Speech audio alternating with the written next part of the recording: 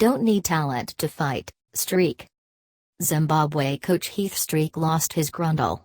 While Zimbabwe was able to take heart from the way they resisted defeat during the Test series, Streak opened the press conference after his side's 8-wicket thrashing in the Tri-Series opener by admitting, "I won't have too many positives today." Streak seemed particularly vexed by the white flag Zimbabwe raised through their body language. "Your positivity and your mental outlook is affected by your body language and how you're thinking," Streak said. "Yes, you may not feel you've got enough runs on the board, but it doesn't stop you going out there and being positive and aggressive and supporting your teammates. Diving around and getting energy going. You don't need talent to do that. Those are things that anyone can do.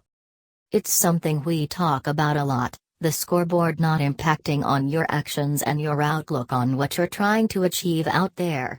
But often it does, and for people outside, media, supporters, they see that probably more than the players do inside.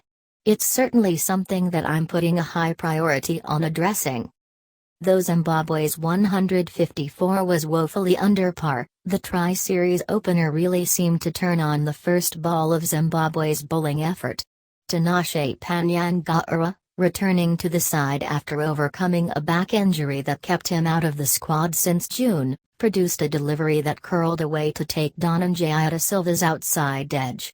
Almost immediately, however, umpire Tiffin called a no ball, and just as quickly Zimbabwe's vim disappeared. The free hit was clumped to mid-wicket, and the floodgates opened. Despite helpful conditions, the bowlers could make nothing more of the game.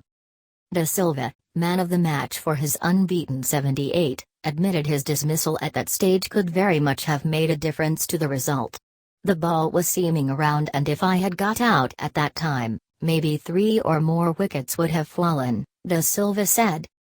Da Silva, who struck a 50 and a ton in the Tests, suggested Sri Lanka too was surprised by the depths of Zimbabwe's batting woes. "Some guys just threw their wickets away. They could have achieved 200 or 220, and that would have given them a good chance to come back into the game. Still, Zimbabwe has 3 more games to play, and those will be in Bulawayo, Streak's hometown, and conditions he is familiar with. I said to the guys, the only positive for me is that we've got 3 more games," Streak said. There weren't really many other positives. "The reality is that we have to bat, bowl and field better than we did today, otherwise we're not going to feature in this series. It's certainly within their own hands.